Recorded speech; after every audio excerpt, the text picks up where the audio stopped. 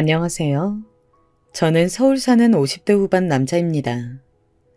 아내가 이 채널을 매우 좋아해서 자주 듣는 편인데요. 저한테도 우리한테 최근 일어났던 일을 제보하라고 해서 하게 되었습니다. 처음에는 뭐 자랑이냐고 제보하냐고 했지만 아내와 얘기하다 보니 오히려 알리고 싶더라고요. 사실 통쾌해서 요즘 인생 사는 재미가 뭔지 알게 되었거든요. 거두절미하고 바로 시작해 볼게요. 저는 충청도 시골에서 학창 시절을 보냈습니다. 여러분들이 딱 들으셨을 때 아는 유명 지역은 아니고요. 들으셔도 거기가 어디야? 하는 작은 시골입니다. 거기서 저는 농부 아버지 밑에서 팔남매의 첫째인 큰아들로 태어났습니다. 제가 첫째고 아들이니까 부모님이 굉장히 예뻐하셨어요.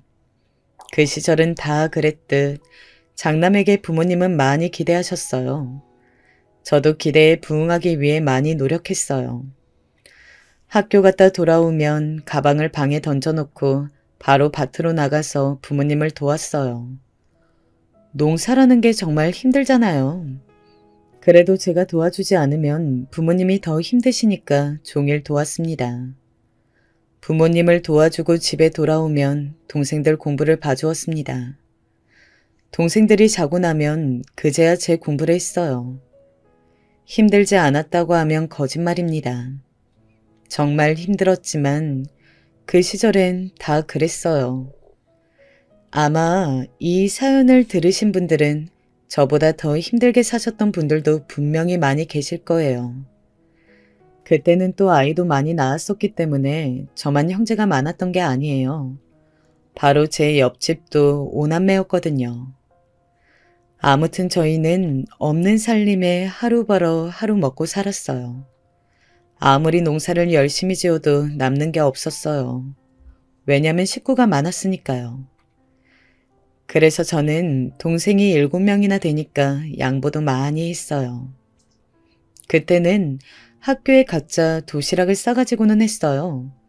도시락을 싸가도 저는 괜찮으니 동생들에게 반찬을 더 주라고 하곤 했어요. 저는 제가 굶은 것은 괜찮아도 동생들이 굶는 건 싫었어요. 때로는 어머니가 밥이 없어서 곤란해하시면 저는 그냥 도시락을 가져가지 않았습니다. 그냥 학교 가서 물로 배를 채우면 되니까요. 그래도 저는 부모님을 원망하진 않았어요. 우리 집이 친구들에 비해서도 많이 가난하긴 했지만 가난이 죄는 아니잖아요. 그래서 도시락을 가져가지 않거나 가져가도 많이 부실했지만 부끄러운 적은 없습니다.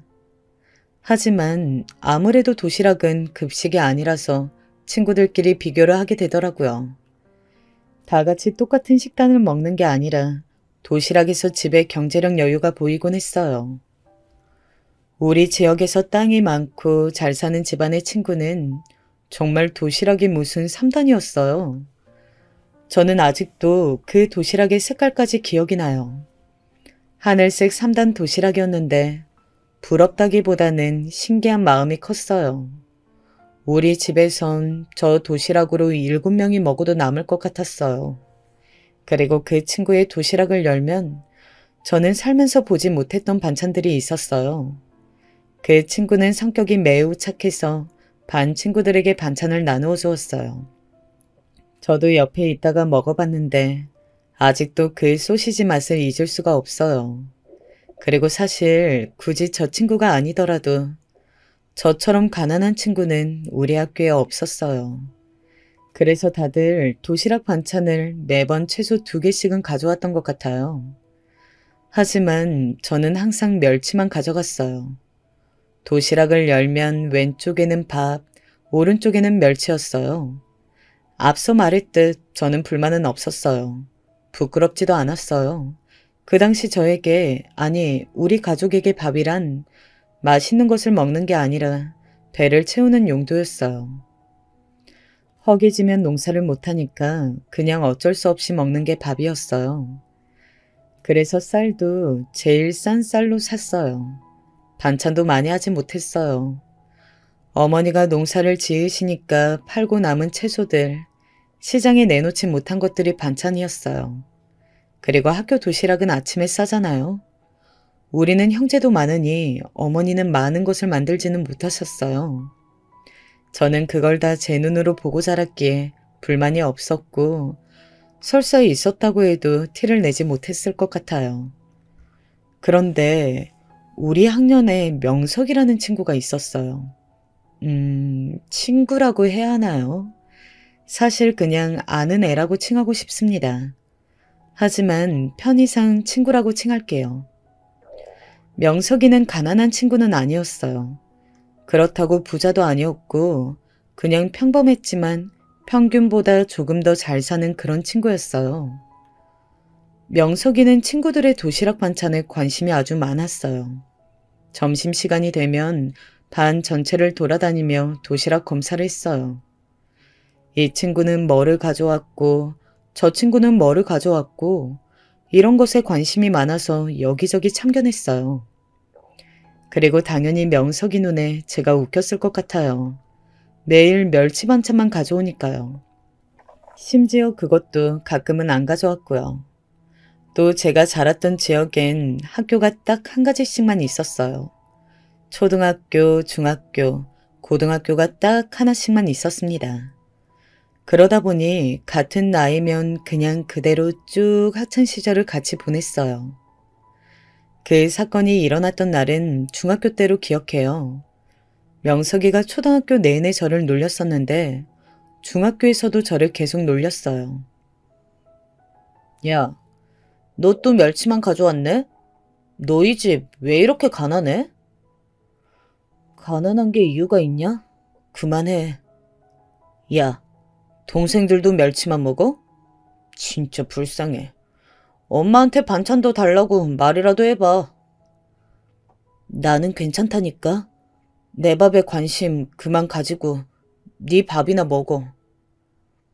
너희 엄마는 너희한테 미안하지도 않대? 나 같으면 미안해서 얼굴도 못 들 것 같아. 저는 그 순간 그동안 참아왔던 것이 폭발했습니다. 그래도 초등학교 때는 이 정도로 저를 건들지는 않았는데 중학교 올라왔더니 엄마까지 들먹이며 뭐라 하더라고요. 어머니를 욕하는데 참을 수 있는 사람이 얼마나 될까요? 우리 어머니는 그리고 자식들에게 최선을 다하셨어요. 제가 불만이 없었다고 계속 말하는 것은 정말 어머니는 본인 밥은 굶어도 자식들 밥은 절대 안 굶기려고 하셨어요. 그리고 항상 버릇처럼 우리 남매에게 미안하다는 말을 달고 사셨어요. 가난이 죄도 아니고 그냥 배만 채우면 그만인데 어머니를 욕하다니. 저기서 저는 정말 참을 수가 없었어요. 정신을 차려보니 제가 김명석을 때리고 있더라고요. 교실 바닥에서 정말 너무 화가 나서 둘이 뒹굴었었어요. 같은 반 친구가 선생님을 불러왔고 저희는 그대로 교무실로 불려갔어요. 왜 싸웠냐고 물어보셨는데 저는 절대 대답하지 않았어요. 어차피 우리 집 가난한 것은 선생님께서 다 알고 계셨거든요. 명석이는 그냥 도시락 반찬 맛있겠다고 했는데 제가 갑자기 때렸다고 거짓말을 하더라고요. 선생님은 그 얘기를 들으시고 대충 눈치채셨는지 앞으로 그러지 말라고 하시고 무마시키셨어요. 저는 그래도 초등학교도 같이 나왔고 같은 동네 친구니까 화해하고 싶었어요. 물론 화해하면서 어머니를 욕한 것에 대한 사과도 듣고 싶었어요. 그런데 명석이는 제가 본인을 때린 것이 참을 수 없이 정말 화가 났나 봐요. 그 뒤부터 저를 피하기 시작하더라고요. 피하기만 한 게 아니고 저를 따돌리기 시작했어요. 점심시간이 되면 제 옆으로 자기 친구들을 데려왔어요. 또 멸치다. 야, 너는 멸치만 먹어서 몸이 멸치 같아. 멸치만 먹으면 피해서 멸치가 헤엄치는 거 아니야? 등등 저를 매일 괴롭혔어요. 제가 표정이 굳으면 명석이는 옆에서 더 까불었어요. 야, 왜? 때리게? 쳐봐. 너 그때 때렸던 것처럼 때려봐. 우리 아빠가 이제 너 한 번만 더 그러면 가만두지 않겠대. 명석이는 그 뒤로 정말 저를 많이 괴롭혔어요. 도시락 반찬만 가지고 그런 것이 아니고 그냥 계속 괴롭히더라고요. 저는 그 당시에 공부를 정말 열심히 했었어요. 이유는 잘 살고 싶어서요. 사랑하는 우리 가족이 가난을 탈출하는 가장 빠른 방법이 제가 공부를 열심히 해서 빨리 성공하는 거였어요. 저는 그래서 항상 잠을 덜 자고 공부했어요. 학교에 돌아오면 부모님 농사를 도왔고 동생들 공부를 봐주고 가족들이 다 자기 시작하면 혼자 공부를 했어요. 동생들이 옆에서 자고 있으니까 아주 작은 좌식 책상에 딱 제 책상에만 들어오는 불을 켜고 공부했어요. 덕분에 학교 성적이 아주 좋았어요. 그래서 선생님들이 저를 많이 예뻐하셨어요. 그런데 명석이는 그것도 싫어했어요. 선생님들께서 우리 집이 가난한 것을 아주 잘 아셨어요. 그래서 저한텐 문제집이나 공책을 주시곤 하셨는데 그걸 알게 되자 명석이가 부모님에게 알렸더라고요. 그래서 명석이 부모님은 학교에 찾아와서 난리를 치셨어요. 덕분에 저는 선생님들께 더 무언가를 받지는 못했어요. 그래도 저는 괜찮았어요. 그래서 최대한 명석이를 무시하고 공부에 집중하려고 노력했어요. 그런데 명석이는 제가 본인을 무시하자 더 날뛰기 시작했어요. 저와 얘기하면 그게 누구라도 똑같이 괴롭히기 시작했어요. 단지 저와 대화를 했다는 이유에서요. 그래서 저는 자연스럽게 혼자가 되었습니다. 그리고 계속 꾸준히 저를 괴롭혔어요. 하지만 그럴 때마다 그냥 최대한 무시하려고 노력했던 것 같아요. 물론 힘들기도 했습니다. 하지만 제가 거기에 대응하면 저만 더 힘들어질 것 같았어요. 가끔은 저도 속상하니까 집에 오면 울기도 했습니다. 하지만 집에서 저는 장남이니까 티를 내지는 못하겠더라고요. 다들 저만 바라보며 사는 게 그때도 느껴졌었거든요. 동네가 워낙 좁으니 제가 괴롭힘 당하고 있다는 것을 다들 알게 되었어요. 어머니가 어느 날 저에게 혹시 도시락 반찬 때문에 그러냐고 물으신 적이 있었습니다. 저는 절대 아니라고 대답했어요. 다툼이 있었는데 그때 명석이가 마음 상한 게 컸던 것 같다고 둘러댔어요. 가난하면 도시락 반찬도 반찬이지만 사실 옷에서 티가 많이 나요. 저는 항상 똑같은 옷을 입었어요. 키가 자라면서 아버지 옷도 같이 입었습니다. 새로 옷을 많이 살 수는 없는 형편이라 최대한 물려입고 같이 입었어요. 아버지가 농사를 지으시니까 아무래도 옷이 쉽게 더러워지고는 했어요. 그래도 저는 아무렇지 않게 입고 학교에 가곤 했어요. 그런데 그때마다 명석이가 저를 놀렸어요. 너 아버지 옷 입고 왔어? 네가 아버지 옷 입으니까 너희 아버지는 뭐 입고 농사 짓냐? 이런 말을 하며 제 앞에서 웃기지도 않는데 저런 말을 하고 혼자 과장되게 웃고는 했어요. 명석이를 따르는 추종자가 몇 명 있었거든요. 그 친구들하고 저를 둘러싸고 정말 단 하루도 빠지지 않고 괴롭혔어요. 제가 그만하라고 말했던 적이 있어요. 그런데 절대 그만두지 않더라고요. 당연한 말이겠지만요. 그렇게 중학교 시절이 지나고 고등학교에 입학하게 되었습니다. 그 당시에 저는 고등학교에 갈지 말지 정말 많이 고민했어요. 집이 가난했기 때문에 그냥 공부를 포기하고 농사를 도울까 고민했었습니다. 현실적으로 정말 학비가 부족하기도 했고 제가 학교에 가서 공부할 시간에 농사일을 도우면 더 우리 가족에게 도움이 될 것 같았어요. 하지만 제가 공부를 곧잘 했기 때문에 학교 선생님들이 강력하게 주장하셨어요. 제가 무조건 고등학교에 진학해야 한다고 하셨습니다. 이미 우리 집 사정을 잘 아시는 분들이셔서 저는 그냥 말했습니다.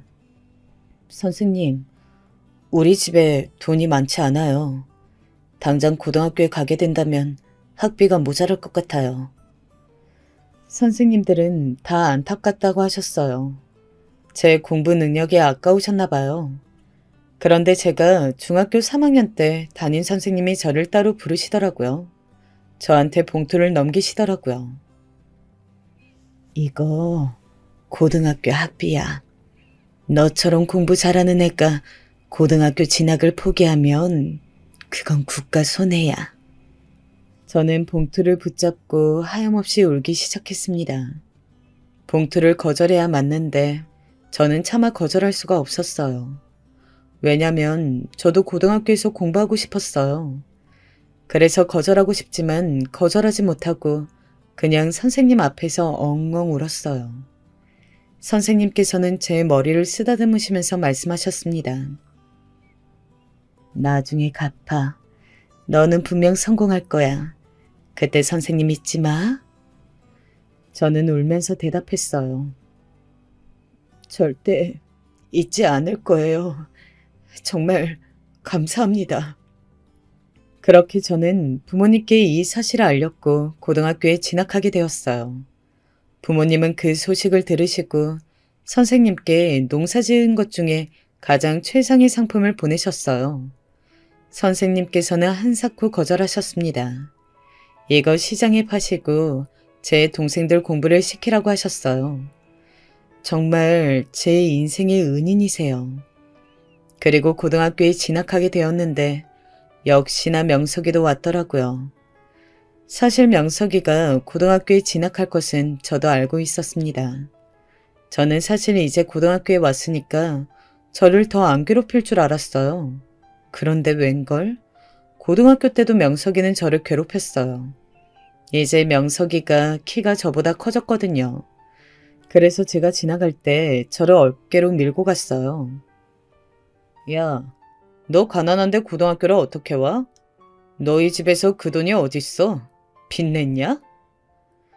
저는 그 말을 들을 때마다 최대한 무시하려고 노력했어요. 그리고 저렇게 괴롭힘이 심했던 날엔 집에 가서 더 열심히 공부했습니다. 그리고 그 무렵 우리 동네에 이사 온 친구가 있었어요. 박동섭이라는 친구예요.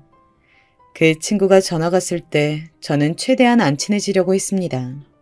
만약 저랑 얘기하면 동섭이도 명석이가 괴롭힐 테니까요.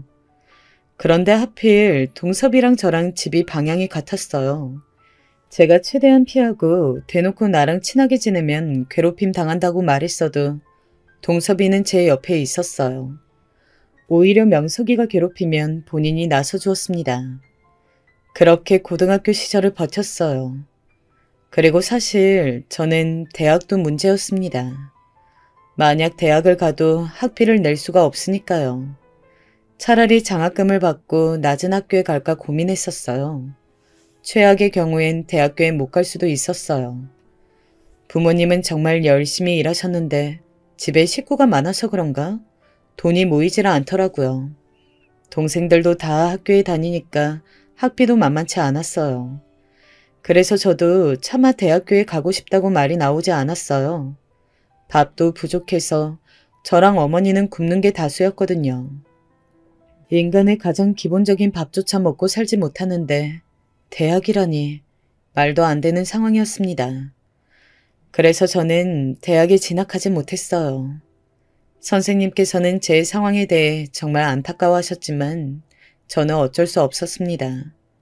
워낙 제가 자란 지역이 작다고 했잖아요. 저에 대한 소문이 중학교에도 들렸었나 봐요. 저에게 고등학교 학비를 주셨던 선생님이 찾아오셨어요. 당신이 힘을 써서 1학기 학비를 내줄 테니 대학에 가라고 하셨습니다. 하지만 저는 고등학교도 아니고 대학까지 선생님에게 도움을 받을 수는 없었어요.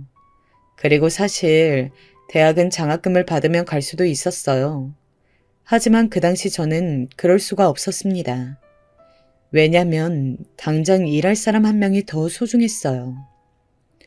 멀리 보고 몇 년 견디면 되지 않냐고 하실 수도 있습니다. 하지만 그때 당시 저는 그럴 수가 없었어요. 제가 학비가 생겨서 혹은 장학금으로 학비를 마련해도 거기서 생활하려면 도저히 감당되지 않았거든요. 물론 과외를 하거나 아르바이트를 할 수도 있었지만 그럴 바엔 그냥 농사일에 전념하거나 빨리 취업하는 게 이득이었어요. 그래도 제가 공부를 잘했던 게 어른들 눈에 좋게 보였는지 지역에 있던 공장에서 제의가 왔습니다. 공장에서 몇 년 일하면 관리자 자리를 주겠다는 거였어요. 저는 빨리 돈을 벌고 싶어서 알겠다고 승낙하고 그 공장으로 가서 일하게 되었어요. 공장 일은 처음 해보는 거였는데 정말 힘들더라고요. 학교 다니며 공부하던 것과는 정말 차원이 달랐어요. 온몸을 사용해야 하니까 퇴근하면 녹초가 되었습니다. 공장은 식품 공장이었는데 그래서 작업복을 입어도 제 몸에는 음식 냄새가 항상 배어 있었어요.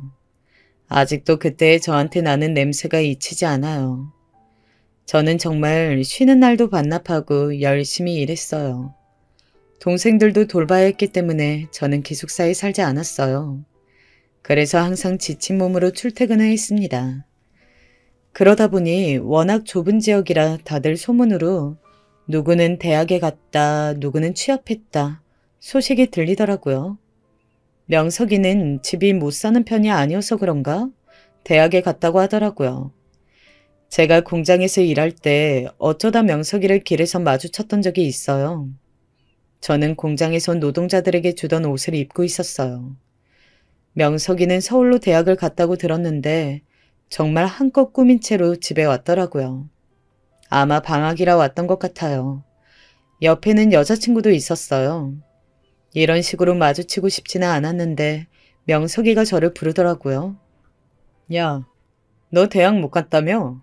어쩔 수 없지. 원래 인생이 불공평한 거야. 학교 다닐 때는 오히려 무시 가능했는데 아예 성인이 되고 상황이 바뀌자 무시하는 게 더 힘들었어요. 그래도 꾹 참고 걸어가는데 뒤에서 그러더라고요.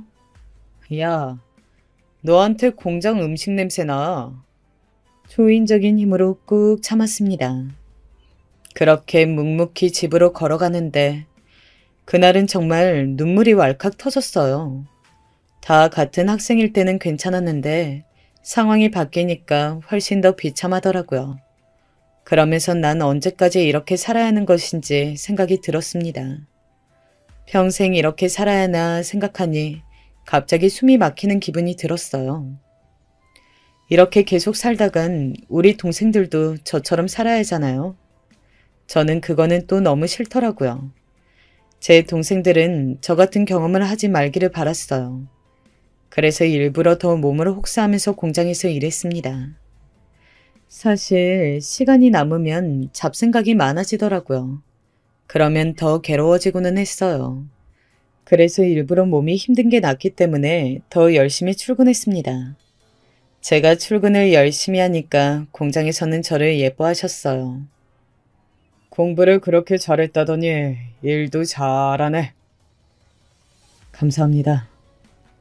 어느 날 사장님이 저를 부르셨어요. 학비 때문에 대학에 못 갔다며 내가 빌려줄 테니까 내년에 학교 가. 저는 정말 그냥 장난으로 하시는 말인 줄 알았어요. 그런데 사장님은 진지하게 말씀하셨습니다. 대학 가고 그 대신 나중에 우리 공장에서 일해줘. 머리가 보통 비상한 게 아닌 것 같아서 그래. 저는 정말 이 돈을 받아도 되나 생각했어요. 제가 더 열심히 일해서 갚을게요. 아니, 일단 대학 가면 공부해. 그리고 우리가 필요할 때 도와줘. 정말 저는 은사님도 그렇고 사장님도 그렇고 인생에서 인복이 참 많더라고요. 아직도 두 분에게 감사한 마음만 가지고 있어요. 그렇게 저는 사장님의 도움으로 다음 년에 한 살 늦게 대학에 가게 되었습니다. 사실 가기 전까지 정말 많이 고민했어요. 부모님께서는 그동안 제가 공장에서 힘들게 일했던 것을 아시니까 이제 제 인생을 살라고 하셨어요. 제가 돈을 받으면 그대로 집에 가져다 주었거든요. 아버지가 저에게 그러시더라고요. 네가 대학에 가지 못하면 내가 미안해서 눈을 못 감을 것 같다. 아들, 그동안 너무 고생 많았어. 저는 그렇게 대학에 가게 되었어요. 1년 동안 공장에서 벌었던 돈으로 생활했고 방학 때는 집으로 내려와서 공장에서 일했습니다. 사장님은 이렇게 방학마다 오지 않아도 좋다고 하셨지만 저는 그냥 그게 제 마음이 편했어요. 군대 가기 전에는 그렇게 방학마다 공장에서 온몸을 바쳐서 일했고 군대를 다녀와서는 사장님의 회계와 운영을 도와드렸습니다. 대학에서 경제를 전공했거든요. 최대한 사장님에게 도움이 되는 방법을 찾아서 교수님에게도 물어보고 여기저기 정보를 많이 얻어서 도와드렸습니다. 사장님은 대학 보낸 보람이 있다고 정말 감사해 하셨어요. 그렇게 대학을 졸업할 때쯤 사장님이 저에게 진지하게 말씀하셨습니다. 저만 괜찮으면 공장에서 일해달라고 하시더라고요. 사실 그때 대기업 면접도 많이 봤던 상태였어요. 합격도 해서 내심 가고 싶은 마음도 사람이니까 당연히 있었습니다. 하지만 제 인생을 이렇게 만들어주신 것은 공장 사장님이시잖아요. 배신할 수가 없었어요. 그래서 바로 승낙하고 사장님 밑에서 일하게 되었습니다. 사장님은 마치 저에게 아버지 같은 분이세요. 저한테 정말 고맙다고 자주 말씀하셨어요. 그리고 사장님에게 따님이 한 명 있었어요. 저보다 3살 어렸는데 처음 만났을 때는 고등학생이었어요. 제가 대학생 때 방학마다 내려가면 그 딸도 항상 공장에 있었어요. 제가 정식으로 공장에서 일하게 되자 따님이 저에게 진지하게 고백했습니다. 저를 처음 봤을 때부터 좋아했었대요. 저는 사실 처음에는 거절했어요. 제가 잘해줄 자신이 없었거든요. 그렇지만 저에게 계속 만나자고 했었고 사장님도 적극적으로 나섰습니다. 내가 자네라면 우리 딸을 맡길 수 있어. 자네 하는 것만 보면 우리 딸 고생 안 시킬 것 같아. 설마 자네 우리 딸이 마음에 안 드나? 아니요, 그건 절대 아니고. 그럼 만나보게. 워낙 따님이 예쁘게 생겼었기 때문에 마음에 들어하지 않았던 것은 당연히 아니었습니다. 그냥 제가 자신이 없어서 그랬던 거였는데 얼떨결에 예쁜 여자친구도 사귀게 되었어요. 저는 그렇게 공장에서 일도 열심히 하고 여자친구와도 예쁘게 만나게 되었습니다. 그리고 정말 자연스럽게 여자친구와 결혼까지 약속하게 되었어요. 저는 사실 제 입으로 제가 결혼하자고 절대 말하지 못하겠더라고요. 왜냐하면 우리 집은 여자친구 집과 다르게 부자도 아니고 저는 동생도 7명이나 있는 장남이잖아요. 그런데 여자친구와 사장님, 지금은 이제 장인어른이시죠? 장인어른께서 적극적으로 밀어주셨어요. 그래서 그렇게 결혼하게 되었습니다. 저도 지역 토박이었고 장인어른도 토박이셨어요. 그래서 저와 아내의 결혼은 정말 지역에서 큰 화제였습니다. 저보고 어른들이 착하게 살더니 복받았다고 하셨어요. 아무래도 아내는 지역에서 큰 공장의 외동딸이었으니까요. 저도 그걸 아니까 아내에게 더 잘하려고 노력했어요. 그렇게 결혼하게 되니 장인어른은 저를 더 신뢰하기 시작하셨어요. 아, 장모님은 안 계세요. 아내 초등학교 때 돌아가셨어요. 그래서 장인어른이 아내를 더욱 아끼셨습니다. 그렇게 아끼는 딸과 저를 결혼시키다니 저를 상당히 신뢰하셨던 것 같아요. 저도 그걸 아니까 더 장인어른과 아내에게 잘하려고 했고 공장에서도 열심히 일했어요. 제가 실제로 공장에서 노동자로 일했던 기억이 있으니까 더 애정이 컸던 것 같아요. 그렇게 저와 아내는 아이도 가지게 되었습니다. 성별은 예쁜 공주님이었어요. 세상에 제 아이가 태어나니까 더 열심히 일하게 되었어요. 아무래도 제가 인생을 책임져야 하는 존재가 있으니까 그랬어요. 아무리 힘들어도 제가 지치면 우리 딸 인생도 망가진다고 생각하니 저절로 힘이 나게 되더라고요. 그리고 제가 어릴 때 가난했잖아요. 그래서 딸한테는 그런 경험을 절대 안겨주고 싶지 않았어요. 그래서 정말 열심히 일했습니다. 그런데 우리에게 잊을 수 없는 일이 일어났어요. 바로 공장이 부도가 났습니다. 저도 많이 신뢰했던 직원이 공장의 돈을 횡령한 사건이 일어났기 때문이에요. 장인어른께서는 너무 충격을 받으셔서 그대로 몸져 누우셨습니다. 저도 정말 많이 믿었던 직원이었는데 저는 충격받을 시간도 없었어요. 당장 우리 공장이 망했으니까요. 배신감을 느낄 시간도 없었습니다. 그저 저는 최대한 공장을 살려보겠다고 이리 뛰고 저리 뛰었어요. 장인어른께서 그렇게 병실에 누워 계시고 아내는 절망해서 매일 울었어요. 그리고 저에겐 아이도 있었잖아요. 사실 부도가 나고 제일 먼저 들었던 생각은 우리 딸 어떡하지 라는 생각이었습니다. 직원이 돈을 횡령해서 우리 공장이 망하면 우리 딸도 가난하게 살아야 하는 건지 생각이 가장 먼저 들더라고요.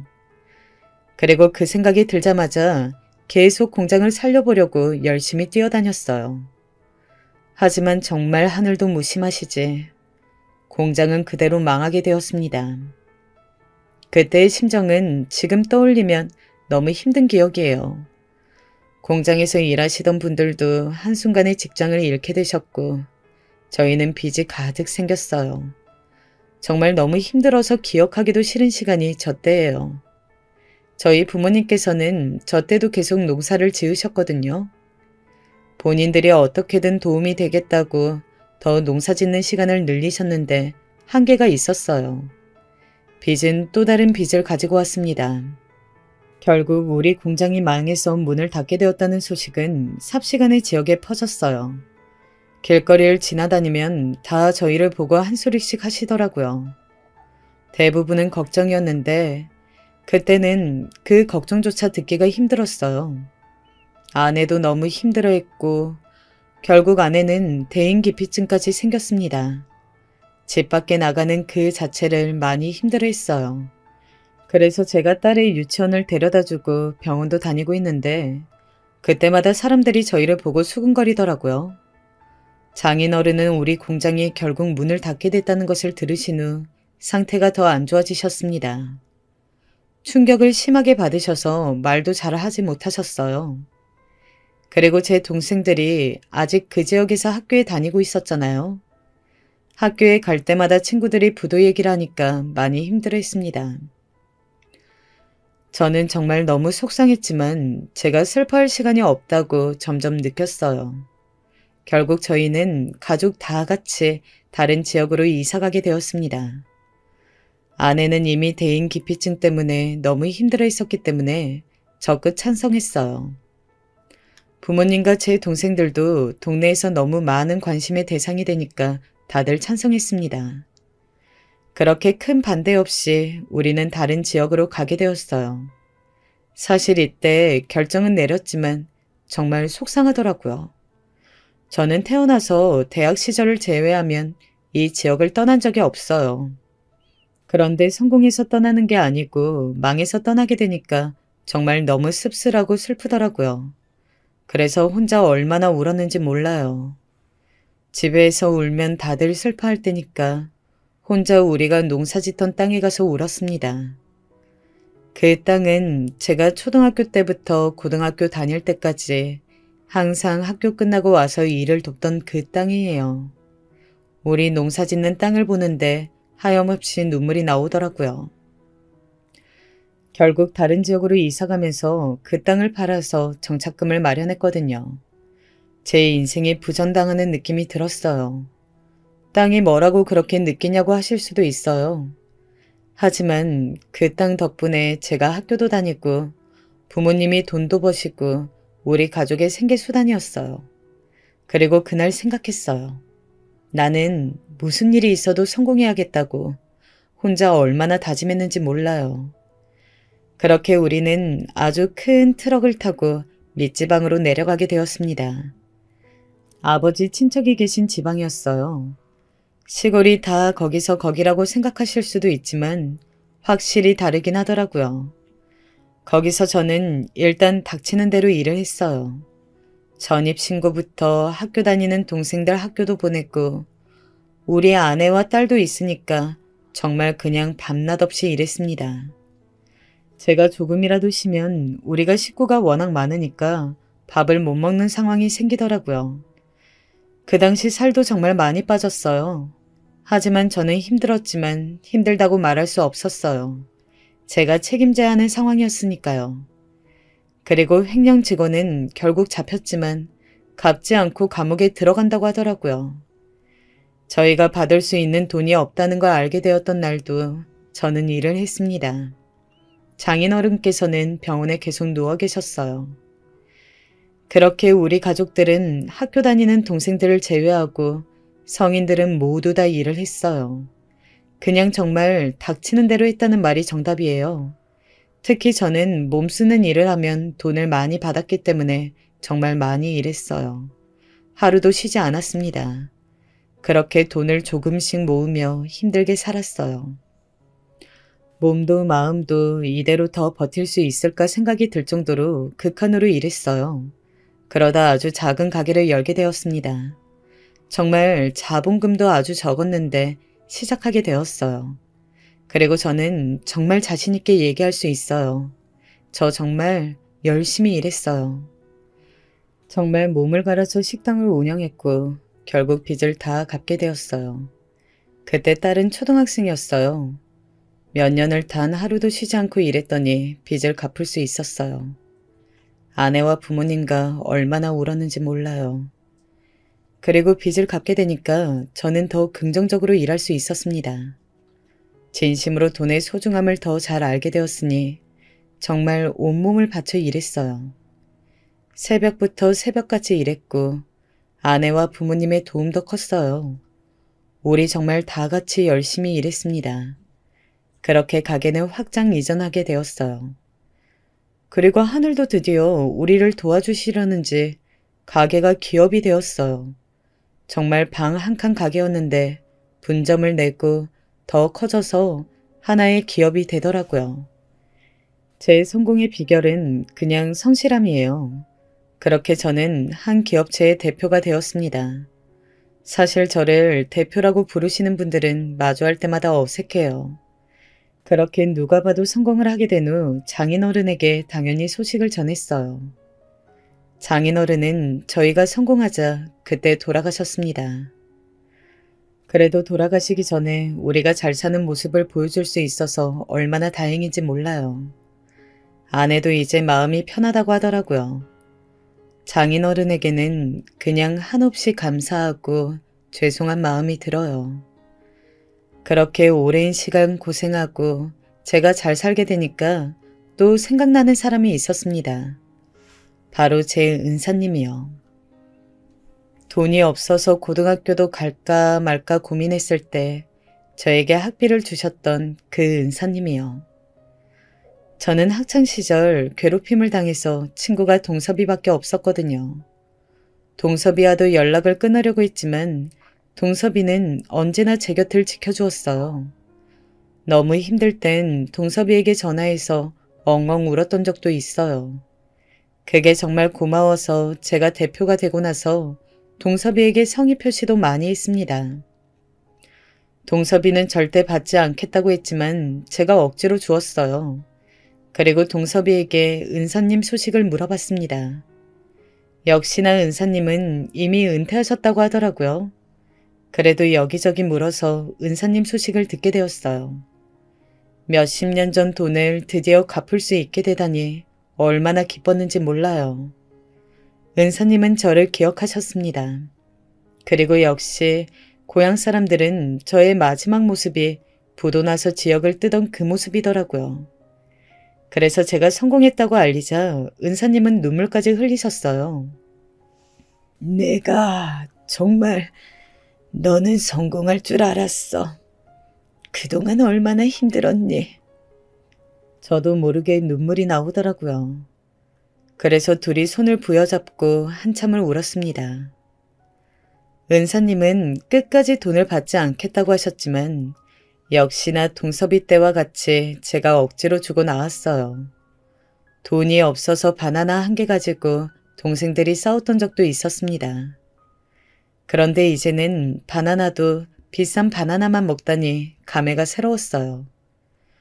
너무 가난해서 옷도 기워 입고 도시락 반찬도 멸치만 가지고 다녔는데 이제 식당을 몇 개나 가지고 있고 본사도 있는 기업의 대표가 되었습니다. 저는 돈의 소중함을 누구보다 잘 알아요. 그건 저의 아내도 마찬가지예요. 그래서 최대한 돈 자랑은 안 하고 소박하게 다니려고 했어요. 그리고 제가 도움을 받아 일어날 수 있었던 것처럼 정착한 곳에서 여기저기 베풀며 살고 있었습니다. 그러던 어느 날 동섭이에게 연락이 왔어요. 동창회에 나오지 않겠냐는 말이었어요. 그동안 제 상황이 너무 힘드니까 저에게 동창회 얘기를 하지 않았다고 하더라고요. 하지만 이제 충분히 잘 살고 있으니 동창회에 나오라고 하더라고요.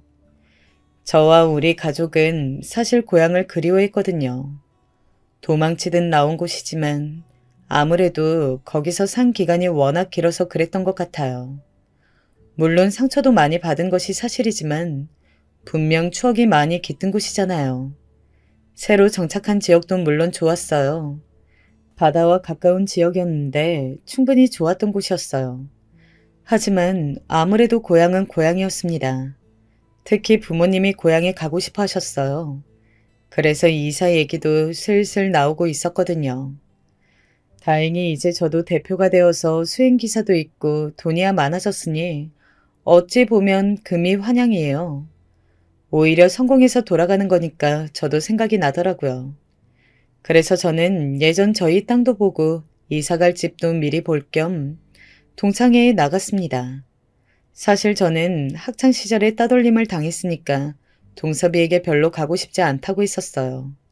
그러나 동섭이는 저에게 제가 잘 사는 모습을 보여주는 게 최고의 복수라고 하더라고요. 저는 그때 사실 복수하고 싶은 마음은 없었지만 다들 어떻게 살고 있는지 궁금하기는 했었어요. 그래서 동창회에 나가게 되었습니다. 제가 동창회에 간다고 하니까 아내가 자기도 가겠다고 하더라고요. 저는 제가 학창시절에 가난해서 따돌림을 당했었다고 말한 적이 있는데 그래서 별로 같이 가고 싶지 않았어요. 아내에겐 저의 좋은 모습만 보여주고 싶으니까요. 하지만 아내는 오히려 그러니까 같이 가야 한다고 하더라고요. 그 사람들은 우리 마지막을 부도 나서 망한 애들이라고 기억할 텐데 같이 가야 하지 않겠냐고 하길래 얼떨결에 같이 가게 되었습니다. 동섭이에게 우리 부부가 동창회에 간다고 말하자 동섭이는 매우 기뻐했어요. 그리고 동창회 날이 되었어요. 제가 대표가 됐고 아무리 우리가 잘 살게 되어도 아내와 저는 티를 많이 내고 살지 않았어요. 이유는 그냥 저희가 돈이 없어서 굶은 적도 있었잖아요. 그리고 이렇게 잘 살게 되자 겉모습은 아무 소용이 없다는 것을 알게 되었습니다. 물론 어느 정도 기본적으로 다니긴 해요. 하지만 막 명품으로 온몸을 치장하지는 않는다는 말이에요. 특히 그리고 아내와 저는 옷에 관심이 없었어요. 그 대신 집이나 차 같은 재산에 더 많은 관심이 있었어요. 그래서 동창회 날도 크게 꾸미지 않았습니다. 그리고 저는 너무 많이 꾸미면 오히려 민망하더라고요. 그리고 제가 학창시절에 따돌림을 당했었기 때문에 눈에 심하게 띄고 싶지도 않았어요. 사실 우리 부부를 못 알아볼 것 같더라고요. 그래서 가서 동섭이 옆에 앉아서 그나마 착했던 친구들과 얘기하고 있었습니다. 그런데 엄청 시끄러운 곳이 있길래 거기를 봤더니 역시나 명석이가 와 있더라고요. 지금 와선 저도 꿀릴 것이 없으니까 당당했지만 그냥 보기만 해도 싫더라고요. 학교 다닐 때도 그렇고 제가 공장에서 일할 때 마주친 적도 있다고 했잖아요. 그때도 태도가 너무 별로여서 별로 그냥 마주하고 싶지 않았어요. 조용히 지나갔으면 좋겠다고 생각했죠. 하지만 명석이는 그 성격이 어디 가지 않는지 저를 보자 아는 척을 하더라고요. 동섭이가 말렸지만 제가 오히려 그러지 말라고 말렸어요. 야, 이게 누구야? 세상에. 아니 어떻게 지냈어? 말해봐. 너희 요즘 아직도 힘들어? 그냥 그럭저럭 잘 지내. 아니, 잘 지낸다고? 너희 망했잖아. 아, 미안. 내가 너무 적나라하게 말했나? 저는 그때는 표정 관리가 되지 않더라고요. 그래도 동창이라 사람도 많은데 너무하다고 생각했죠. 동섭이가 나서려고 하길래 제가 또 말렸습니다. 그런데 명석이가 거기서 멈추지 않고 제 아내에게 말을 걸더라고요. 아이고, 재수씨. 그 옷 어디서 샀어요? 시장? 그러게, 왜 능력 없는 놈한테 시집을 갔어요? 사서 고생하는 방법도 가지가지다. 저는 어릴 때부터 저한테 뭐라 하는 것을 참을 수 있었어요. 하지만 제 가족을 건들면 저는 절대 가만히 있지 못해요. 이제 저도 더 못 참고 나서려는 순간 때마침 수행기사가 들어오더라고요. 수행기사의 얼굴을 보자 갑자기 잡혀있던 일정이 생각났어요. 대표가 된 이후 가장 비슷하면서도 달라진 점은 시간이 너무 없다는 거예요. 밤낮 없이 일할 때도 시간이 없었지만 지금과 약간 성격이 달랐어요. 대표님, 이제 귀가하실 시간입니다. 저한테 수행기사가 말하자 정말 그 동창회장이 찬물을 끼얹는 것처럼 순식간에 조용해지기 시작했어요. 잠시만요. 수행기사에게 나가 있으라고 하고 저는 조용히 지갑에서 제 명함을 꺼냈습니다. 그리고 김명석에게 명함을 건넸어요. 그 전까지 동창회 하는 장소인 가게가 떠나가라 시끄럽게 하던 김명석은 얼굴이 새빨개진 채 아무 말도 하지 못했어요. 그리고 조용히 가게를 나갔습니다. 아니, 나간 게 아니고 도망갔다고 해야 하는 게 맞는 것 같아요. 명석이가 가게를 나가자 친구들이 다 저에게 다가와서 말을 걸기 시작했습니다. 뭐야, 너희 부도난 거 아니었어? 일부러 말 안 걸고 있었는데? 대표님? 뭐야? 근데 원래 공부 잘했잖아. 아니, 정말 잘됐다. 자랑 더 해봐. 다들 앞다투어 저와 아내에게 다가왔어요. 부담스럽긴 했지만 기쁘지 않다면 거짓말이에요. 그냥 덤덤하게 말했어요. 부도 나서 아버지 친척 지역으로 갔어. 거기서 진짜 미친 듯이 몇 년간 고생하고 지금 사업이 잘 풀려서 기업 대표가 되었어. 제가 이렇게 말하자 다들 너무 잘됐다고 칭찬해 주었어요. 그러면서 어릴 때는 명석이 때문에 미안했다고 하더라고요. 그냥 저도 그건 너무 오래됐고 기억나지 않는다고 했어요. 내가 이제 고향에 다시 오고 싶더라. 그래도 고향밖에 없더라. 그래서 미리 동창회 나왔어. 다시 온다고? 와, 너무 잘됐다. 제가 다시 온다는 말이 들리자 고향에 계속 남아있던 주민들도 반겨주었습니다. 제가 성공해서 돌아오자 그동안 얼마나 힘들었냐고 알아봐 주시는 분들도 계셨어요. 그래서 순조롭게 우리 가족은 다시 고향으로 돌아오게 되었습니다. 부모님은 다시 고향에 돌아오니 정말 좋아하셨어요. 그리고 예전에 저희가 살던 집과 땅을 그대로 다시 매매했어요. 예전처럼 가난하게 살지 않고 똑같은 공간에서 풍족하게 살게 되니까 참 감회가 새롭더라고요. 어머니는 예전 생각이 나는지 계속 우셨습니다. 명석이는 그렇게 동창에서 나가고 정말 조용하게 살더라고요. 길을 걷다 마주쳐도 저는 그냥 인사를 하려고 했는데 빙 돌아서 가는 게 제가 느껴질 정도였어요. 그리고 동섭이에게 물어보니 너무 조용하게 산다고 하더라고요. 저야 잘 됐죠. 그리고 동생들도 고향에 돌아오니 정말 좋아했어요.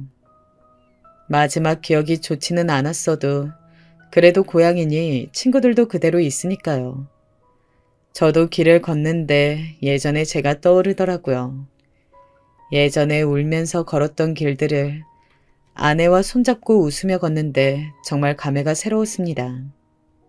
저는 이제 굶지 않아도 되고 또 돈 걱정을 하지 않아도 되는데 그 생각조차 저에게 너무 새로웠어요. 예전 집은 새로 수리를 했어요. 저와 아내는 새로 집을 지어서 살고 있습니다. 땅은 이제 농사를 짓지는 않아요. 그래도 그냥 보기만 해도 울컥해지는 그런 감정이 들어요. 우리 가족 다 똑같은 마음이더라고요. 고향에 다시 온 것은 우리 가족은 절대 후회하지 않아요. 장인어른도 고향으로 데리고 왔어요. 워낙 고향을 사랑하셨던 분이셔서 옮겨드렸어요. 만약 살아계셨으면 누구보다 좋아하셨을 걸 생각하니까 눈시울이 붉어지기도 했습니다.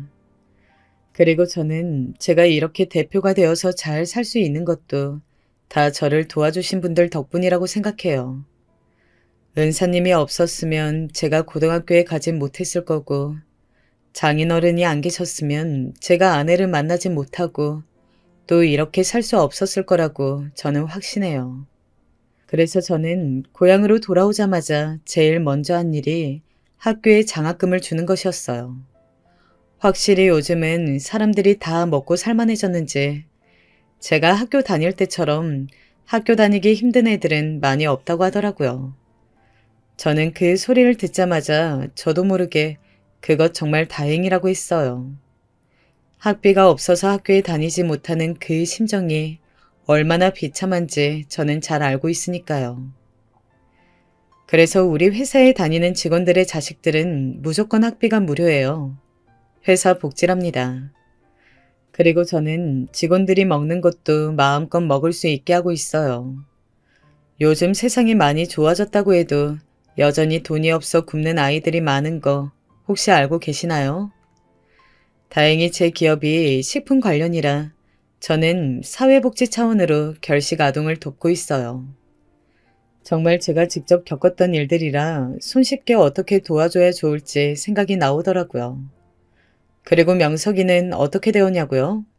그냥 뭐 조용히 사는 것 같아요. 더 동창회에 나와서 잘난 척하거나 그러지 않아서 좋다고 동섭이가 말하더라고요. 저는 사실 이제 명석이에 대한 악감정도 다 사라졌어요. 그냥 저를 괴롭혔던 그 기억에 사로잡혀서 거기에 계속 매몰되느니 제가 베풀며 사는 것이 저에게 훨씬 좋은 것 같아요. 그래서 자연스럽게 제 머릿속에서 사라졌어요. 그 대신 여기저기 많이 베풀고 있어요. 하나밖에 없는 우리 소중한 딸에게도 주위에 힘들게 사는 친구가 있으면 도와주라고 하고 있어요. 서로 돕고 사는 사회가 좋잖아요. 저는 다른 것은 몰라도 돈이 없어서 굶거나 학교에 다니지 못하는 아이가 없었으면 좋겠습니다. 슬프게도 아직 그런 아이가 참 많더라고요. 저는 제가 할 수 있는 최대한으로 아이들을 돕고 있어요. 이제 겨울이 다가오네요. 겨울에 배고프면 더 슬프거든요. 제가 직접 경험해봐서 잘 알아요. 저는 고향에서 가족들과 행복하게 베풀며 살도록 노력하겠습니다. 제 얘기 들어주셔서 정말 감사합니다. 아내가 신청해보려서 했는데 재밌게 들으셨으면 좋겠어요. 힘든 일이 있어도 다 어떻게든 살아날 방법이 있더라고요. 요즘 많이 힘드신 분들 많으실 텐데 제 얘기 생각하시며 나중에 내가 더 잘 되려고 이러나 보다 생각하셨으면 좋겠습니다. 힘드시겠지만 최대한 긍정적으로 살아가려 노력하면 하늘도 알아주는 것 같더라고요. 제가 워낙 가난했다가 잘 살게 되어서 그런가 자꾸 말이 길어지네요. 여러분, 아무리 힘들어도 포기하지 마세요. 정말 마지막으로 인사드릴게요. 제 얘기 들어주셔서 감사합니다.